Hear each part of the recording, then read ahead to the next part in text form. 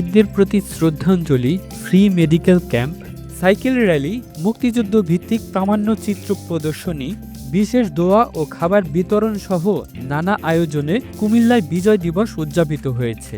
সকালে মহান বিজয় দিবস উপলক্ষে স্বেচ্ছাসেবক দলের সাবেক কেন্দ্রীয় নেতা ও মহানগর বিএনপির নেতা জনতার মেয়র খ্যাত নিজামউদ্দিন সরকারের নেতৃত্বে নগরীতে একটি বর্ণাঢ্য সাইকেল র্যালি বের করা হয়। এ সময় জাতীয় পতাকা নিয়ে র্যালিটি নগরীর প্রধান সড়ক প্রদক্ষিণ করে। এখন দীর্ঘ 17 বছর আমরা এই সরকারের, বিগত স্বৈরাচার সরকারের অনেক দাবানলে ছিলাম, কেউ মামলা খেয়েছিলাম। আমরা কিন্তু স্বাধীনভাবে আমাদের শহীদদের প্রতি শ্রদ্ধা জানাতে পারিনি।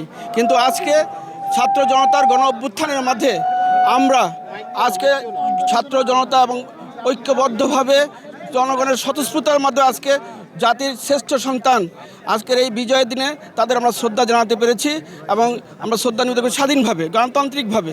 আমরা চাই একটি গণতান্ত্রিক রাষ্ট্র এবং সাম্য এবং মানবিক সমাজ আমরা বিনির্মাণ করতে চাই। এর আগে বিজয় দিবস উপলক্ষে সকালে নগরীর কুমিল্লা টাউন হল মাঠে শহীদ মিনারে ফুলের শ্রদ্ধা নিবেদন করেন জেলা প্রশাসক আমিরুল কায়সার, পুলিশ সুপার নাজির আহমেদ খান, কুমিল্লা দক্ষিণ জেলা বিএনপির আহ্বায়ক আমিনুর রশিদ ইয়াসিন, সদস্য সচিব জসিম উদ্দিন, মহানগর বিএনপির আহ্বায়ক উবাইদুল বারী আবু, সদস্য সচিব ইউসুফ মোল্লা, টিপুন মহানগর বিএনপি নেতা নিজামউদ্দিন কায়সার সহ বিভিন্ন রাজনৈতিক নেতৃবৃন্দ ও প্রশাসনের বিভিন্ন কর্মকর্তারা এবং বিভিন্ন দপ্তরের প্রধানগণ উপস্থিত ছিলেন।